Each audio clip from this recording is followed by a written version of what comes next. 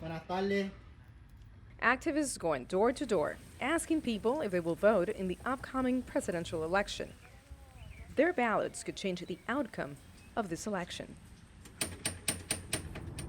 This is Central Florida's I-4 corridor, a stronghold of swing voters in one of America's biggest swing states.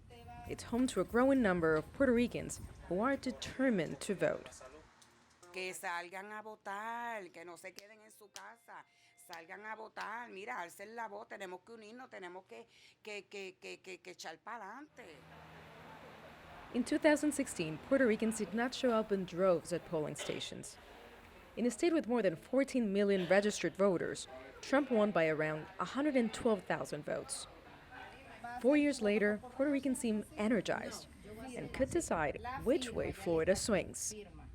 Por Biden, porque ese es el candidato que necesitamos para el cambio. Since 1986, whoever wins the majority of these 7 counties, known as the I-4 corridor, has become the next president of the United States. Maria del Carmen and other Puerto Rican voters remember how long it took the Trump administration to provide relief for Puerto Rico after Hurricane Maria hit back in 2017. This year, with Hurricane Sally at their doorstep and a pandemic, more disappointment. This time, over a delayed stimulus package. Estoy desempleada, me dieron layoff y esto no es fácil. O sea, yo soy cabeza de familia, estoy sola con ella y con la otra menor.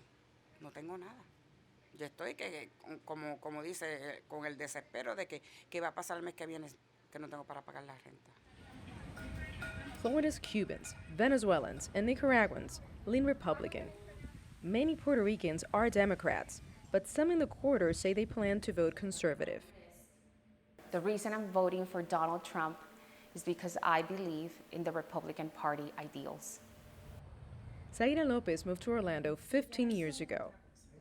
She owns a business consulting firm and has a teenage daughter.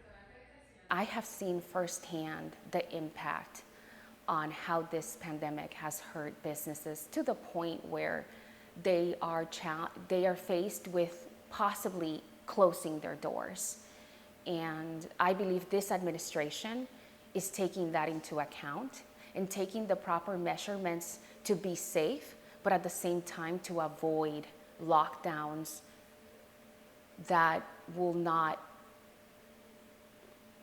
help the business owners. 3 years later, President Trump appears to have realized Puerto Rican voters matter. After denying disaster funding for the island, he announced last month a federal grant of $13 billion to help rebuild Puerto Rico. So can the Puerto Rican vote be bought? Y la ayuda, pues, si no me la dan a mí, se la dan a otra. A mí esto, yo estoy consciente de que no todo el tiempo es dinero. Te vamos a dar. Si tú me das, yo te doy, ¿sabes? No creo en esa filosofía de, y más para el tiempo de elecciones. I do think that with that offer, it would be a smart decision to vote for Donald Trump. It took Trump 3 years to provide disaster relief for the island. Puerto Rican voters will be voting on whether or not he gets to keep his job a lot sooner than that. Nitza Soledad Perez, CGTN, Orlando, Florida.